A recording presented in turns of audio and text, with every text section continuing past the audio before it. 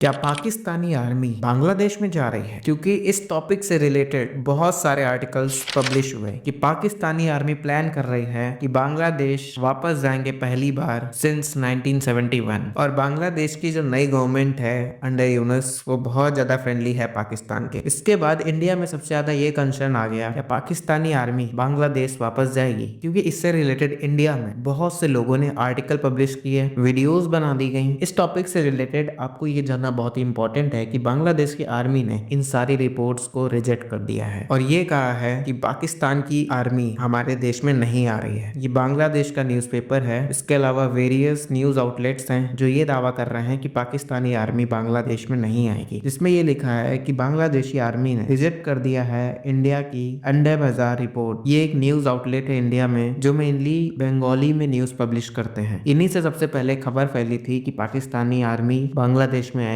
और बांग्लादेशी आर्मी ने ये सारी बातें रिजेक्ट कर दी हैं। इस आर्टिकल में ये लिखा है कि इंडिया के न्यूज आउटलेट्स को बांग्लादेशी आर्मी से पूछना था कि क्या वाकई में पाकिस्तानी आर्मी बांग्लादेश में आएगी। आगे इन्होंने लिखा है कि बांग्लादेश के फ्रेंडली रिलेशन है कई कंट्रीज के साथ, मगर there is no plan for any training and delegation of the Pakistani army to come to any cantonment in Bangladesh for training. This claim is baseless and not in line with reality. मतलब कि ये जो claim है ये baseless है और इसका reality से कोई भी मतलब नहीं है। और आगे एक और सवाल ये आया कि ऐसी रिपोर्ट्स की हुई थी कि बांग्लादेश पाकिस्तान से वेपन्स खरीद रहा है, ये तो रियल है? तो इसके जवाब में ये लोग कहते हैं कि वेपन्स अपने जरूरत के हिसाब से किसी भी कंट्री से लेते हैं। उस बात को टालने की कोशिश की, पर मेन बात बांग्लादेशी आर्मी ने ये कही है कि उनका कोई प्लान नहीं है पाकिस्तानी आर्मी या फिर उनके डेलीगेशन के आने का। तो चलिए जानते हैं कि बांग्लादेश इन रिपोर्ट्स को रिजेक्ट क्यों कर रहा है, और इसके बहुत सारे रीजन है। क्योंकि आप देख सकते हैं कि बांग्लादेश लगातार इंडिया के प्रति एक हॉस्टाइल एटीट्यूड दिखा रहा है। क्योंकि जब इंडिया इस तरह की अगर गलत अफवाह भी फैला रहा है तो भी ने चुप रहना था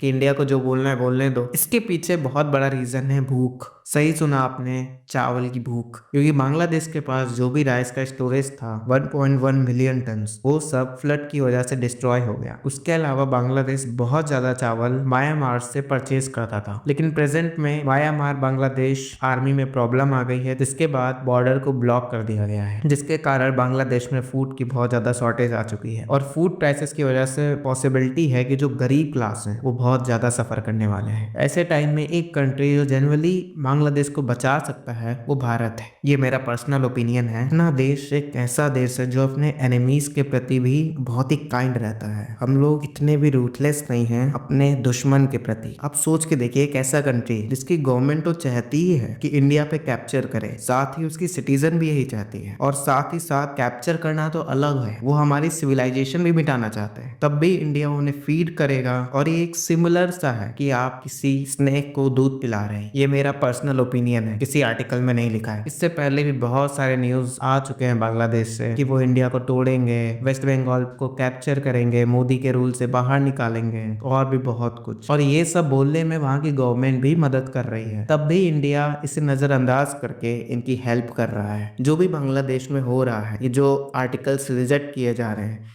ये भी इनकी चाल है, क्योंकि प्रेजेंट में इनको इंडिया की जरूरत है। अगर इंडिया इनकी हेल्प नहीं करेगा तो ये लोग फूड क्राइसिस से मर जाएंगे। इस हेल्प में इंडिया 2 लाख टन तक चावल भेज रहा है, जो इनकी जनता को हंगर से बचाएगा। अगर इस समय इंडिया मना कर दे कि हमें भी आशंका है कि कल को अगर चावल खत्म हो जाते हैं या चावल के दाम बढ़ जाते हैं, तो इस वक्त हम आपकी हेल्प नहीं कर सकते, जिसके कारण बांग्लादेश में बहुत से लोग भूख के कारण मर सकते थे। तो इंडिया बहुत ज्यादा मदद कर रहा है बांग्लादेश की, ये सब जानते हुए भी कि उनकी तरफ से क्या रिस्पांस आने वाला है। और आप देखिएगा, कोई सरप्राइज होने वाली बात नहीं है जब इनके राइस के स्टॉक्स फुल हो जाएंगे और जब ये फूड क्राइसिस गायब हो जाएगा, जिसमें मोहम्मद यूनुस के सपोर्टर्स इंडियंस के खिलाफ ही बयान देंगे, फिर कहेंगे कि इंडिया का नक्शा बदल देंगे, इस्कॉन बैन कर देंगे, उसको टेररिज्म से जोड़ देंगे, और भी बहुत कुछ। और साथ में ये भी हो सकता है कि वो पाकिस्तानी आर्मी को जो भी मना कर रहे हैं कि नहीं बुला रहे हैं, वो सब तो बुला भी ले। India is like first we help our neighbours to become stable and then they try to make our country unstable. धन्यवाद।